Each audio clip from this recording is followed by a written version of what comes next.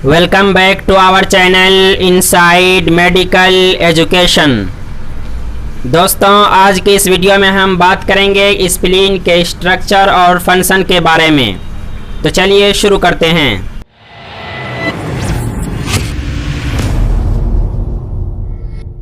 दोस्तों, स्प्लीन हमारे शरीर की सबसे लार्जेस्ट लिम्फाइड ऑर्गन होती है जो कि हमारे शरीर में बहुत सारे फंक्शन को अंजाम देते हैं। स्प्लीन एक हाईली वेस्कुलर स्ट्रक्चर होता है जो कि हमारे बॉडी में लेफ्ट हाइपोकॉन्ड्रिक रीजन में उपस्थित होता है, यानी हमारे बॉडी के अपर पार्ट ऑफ एब्डोमेन के अपर पार्ट और behind the stomach and just below the diaphragm, यहाँ पर हमारा स्प्लीन उपस्थित होता है।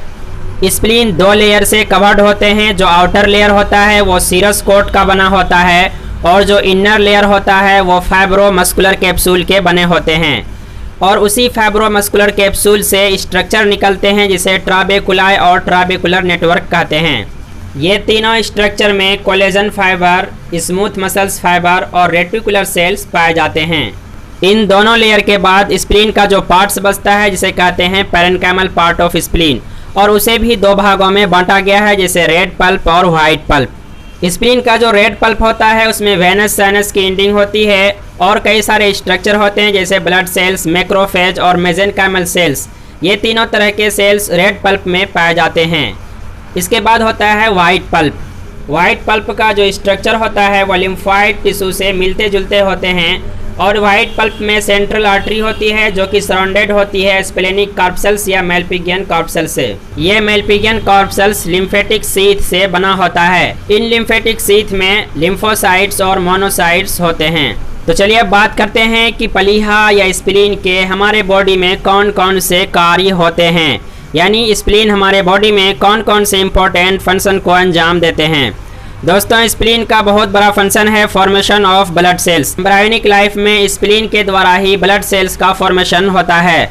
दोस्तों, स्प्लीन का एक इम्पोर्टेंट फंक्शन है डिस्ट्रक्शन ऑफ ब्लड सेल्स। हमारे बॉडी में जो ओल्डर आरबीसी हैं या लिम्फोसाइट्स हैं या थ्रोम्बोसाइट्स हैं, ये हमारे स्प्लीन के स्मॉल कैपिलरीज के द्वारा डिस्ट्रॉय हो जाते हैं, क्योंकि जब आरबीसी की लाइफ साइकिल 120 दिन में पूरी हो जाती है तो उसके बाद वह फ्रेजाइल नेचर के हो जाते हैं, यानी भुरभुरे हो जाते हैं। और वो फ्रेजाइल नेचर के आरबीसी जब स्प्लीन के स्मॉल कैपिलरीज से गुजरते हैं तो वहाँ पे डिस्ट्रक्ट हो जाते हैं, क्योंकि स्प्लीन के अंदर जो कैपिलरीज होते हैं उसका डायमीटर लगभग आरबीसी के डायमीटर के सेम या उससे कम ही होता है।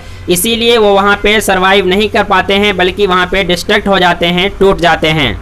ब्लड सेल्स का डिस्ट्रक्शन मोस्टली स्प्लीन के कैपिलरीज में होता है, क्योंकि स्प्लीन के कैपिलरीज का ल्यूमेन बहुत ही पतला होता है। इसीलिए स्प्लीन को ग्रेवयार्ड ऑफ आरबीसी या लाल रक्त कोशिका का कब्रिस्तान भी कहा जाता है। नेक्स्ट फंक्शन है ब्लड रिजर्वायर फंक्शन। स्प्लीन जो है ब्लड को रिजर्व करने का काम भी करता है, लेकिन यह फंक्शन ह्यूमन में बहुत ही कम देखने को मिलता है, बल्कि यह कुछ एनिमल्स में ब्लड रिजर्वायर के रूप में है, यानी कि उसमें स्प्लीन ब्लड को रिजर्व करने का काम करता है। लेकिन ह्यूमन में भी कुछ मात्रा में आरबीसी का स्टोरेज स्प्लीन के अंदर होता है और उसका इस्तेमाल इमरजेंसी केस में किया जाता है। नेक्स्ट फंक्शन है role in defence of body, यानी हमारे जिस्म के अंदर जो मुदाफ़ाती निज़ाम होता है, जो प्रतिरक्षा तंत्र होती है, उसमें स्प्लीन का बहुत बड़ा योगदान होता है, क्योंकि स्प्लीन हमारे बॉडी में माइक्रो ऑर्गेनिज्म को फिल्टर करने का काम करता है। ब्लड के जरिए हानिकारक सूक्ष्म जीव जब स्प्लीन तक पहुंचते हैं तो स्प्लीन के अंदर जो पल्प है वहां पे जो मौजूद है मैक्रोफेज, वो उसे डिस्ट्रॉय कर देते हैं। इसीलिए स्प्लीन का हमारे बॉडी के मुदाफ़ाती निज़ाम में बहुत बड़ा रोल होता है। इसके साथ साथ स्प्लीन में 25% टी लिम्फोसाइट और 15% बी लिम्फोसाइट भी होते हैं, जो कि हमारे इम्यून सिस्टम का एक बहुत ही महत्वपूर्ण अंग है। So friends, this is the video on spleen and function of spleen. Hopefully this video will be helpful for you. Thank you for watching.